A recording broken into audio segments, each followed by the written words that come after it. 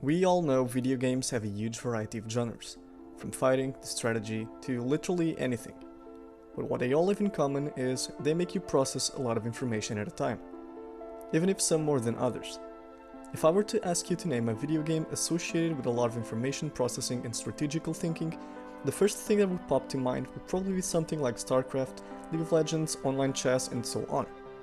And even though that's not wrong, there is a game that can and will make you think out of the box more than any other game ever will: Trackmania.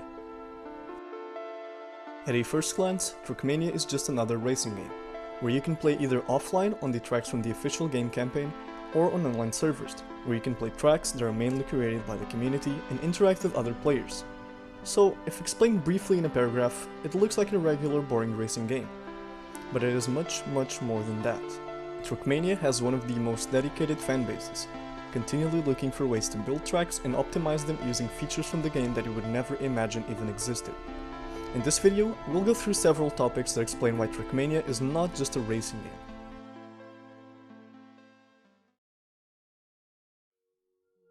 First off, we'll talk about bugs. Almost every game has or has had a history of game-breaking bugs that probably got fixed on later versions or updates. Well, the same applies to Trackmania, besides the being fixed part. In fact, Trackmania's bugs have been unresolved for so long that they became features, and even in recent games like Trackmania 2020, some of the most iconic bugs, like the nose bug and the Uber bug, are still present. And now you may think, there's no way those bugs are actually useful or even meaningful to the game, they seem way too unlikely to happen. And let me tell you, you could not be more wrong.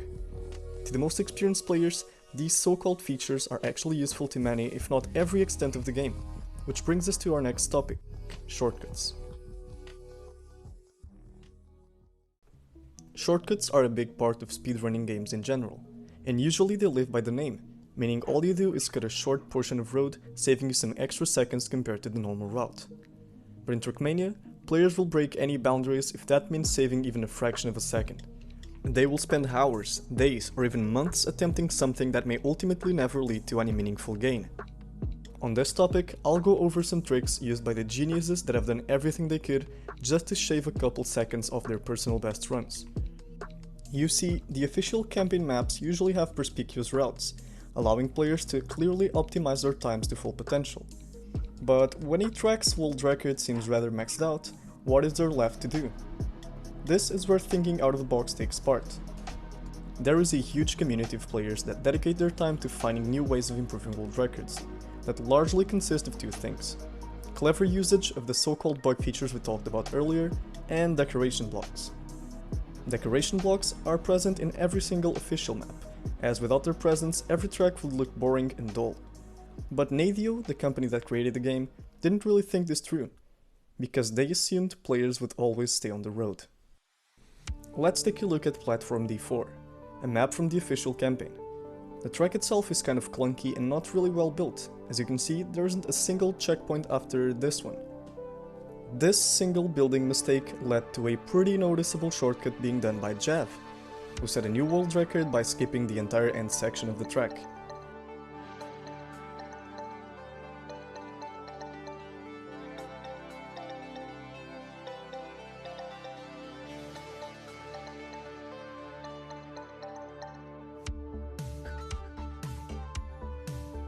But besides getting a better turnaround and a cleaner landing, there isn't much room to set a better time. Then how can we improve this even further? The Insane will explain it to you. Instead of turning around at the checkpoint and spending time skipping the anti-boosts, the Insane goes for a different shortcut, where he utilizes a piece of road to bounce on the platform, drives all the way through again and jumps directly into the finish, setting a new world record by a decent margin. Looks pretty cool, right? But it gets even crazier. On a beautiful sunny day, while attempting the same shortcut, Edge deviated a tiny bit from the ideal trajectory, meaning he would probably fail the shortcut. But what happens next will shock you.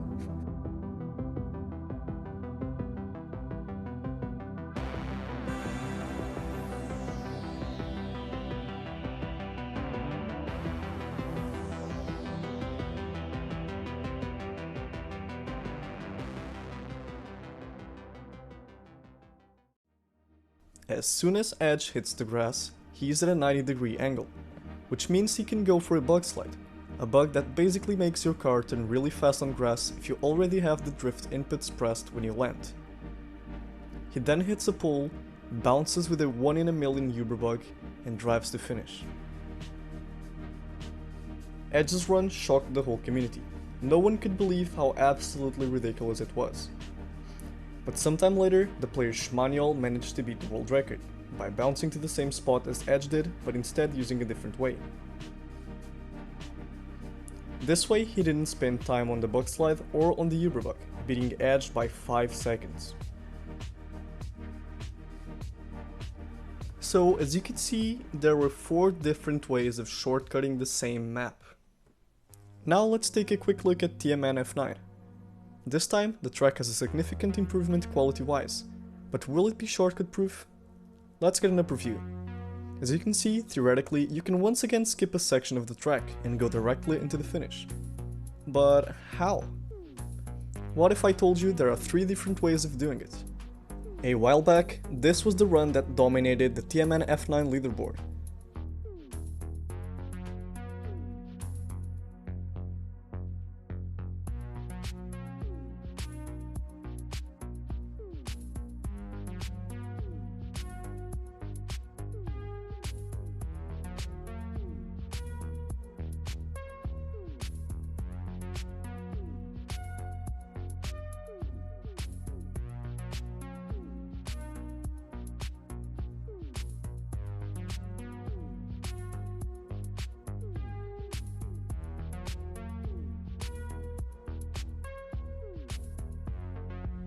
But that was until 2014, when people actually started acknowledging the fact that the track could indeed be cuttable. The main idea consisted of doing a big jump in the end and bug sliding on the ramp. And surprisingly enough, it actually looked quite doable. And about 2 years after that discovery, who else could prove it possible besides Pablo GD?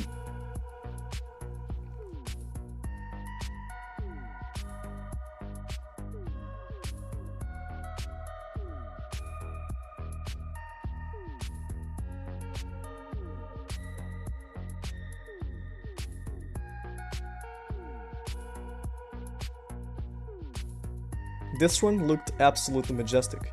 With a single bug slide, Pablo was able to skip about a quarter of the end section. But people had other ideas in mind. They wanted to beat Pablo using another way.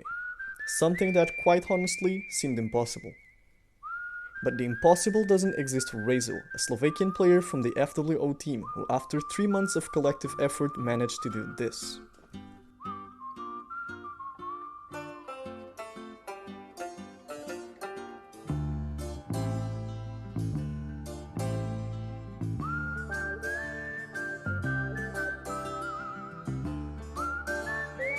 This run is quite honestly insane. You need a really specific drift in order to set yourself up for the correct angle, and then get the so-called nosebug on the decorative Zeppelin and bounce to finish. And believe me or not, it gets even crazier. In 2019, the player Ors decided to completely annihilate the F9 world record, and seemingly out of nowhere, he came up with this.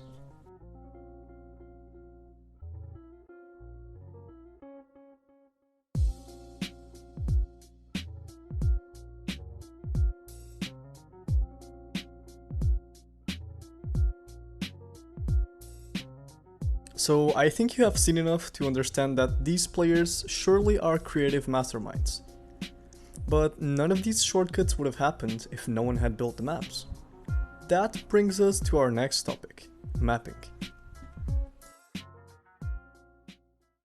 Trackmania is also known for its immense library of user-made tracks. This game sports a powerful in-game map editor for you to go all out and make your own creations to complement Nadio's own.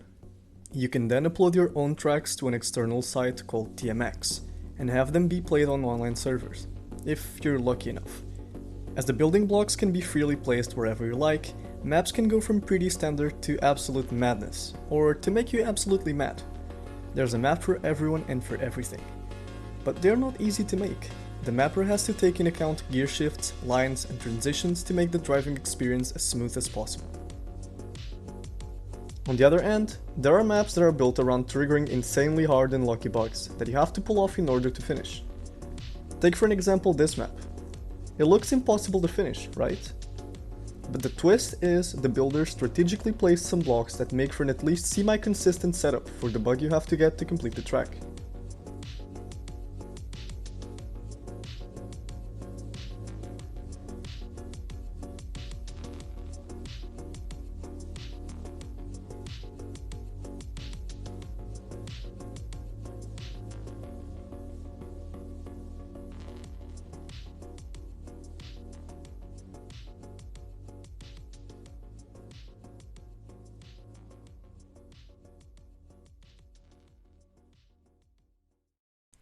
But by far, the most impressive subgenre of maps are press-forward maps. You know, in Trackmania, pressing the same inputs will always result in the same outcome. So at one point in time, someone thought, why not build a map that seems impossible at first look, but is easily finishable while pressing only forward? Here's how they do it. You place a few blocks and test them out by only pressing forward. Analyze the trajectory and the position your car was in after those few blocks, and keep placing them, always adapting to the car's position throughout the process and trying to make the map as smooth as possible.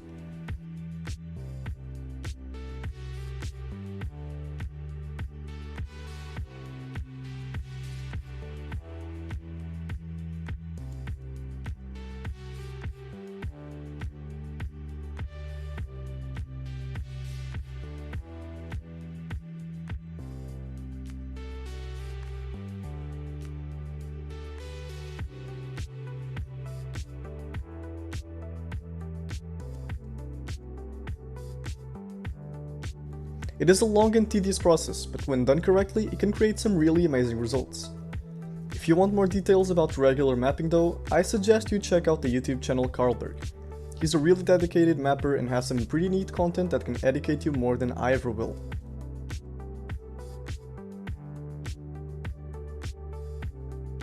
And last but not least, the esports scene.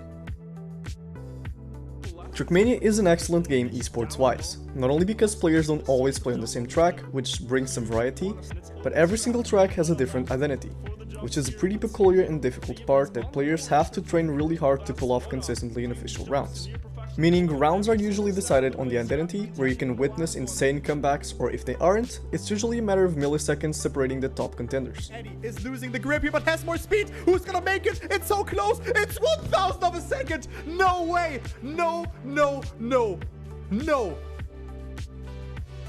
No. But it's Rachel leading, and Rachel can make it happen. But there's also Feed. Gwen with the DNF, we definitely have a winner. And Rachel also with a mistake. No, he will have nightmares. What is happening? What is happening? No, no.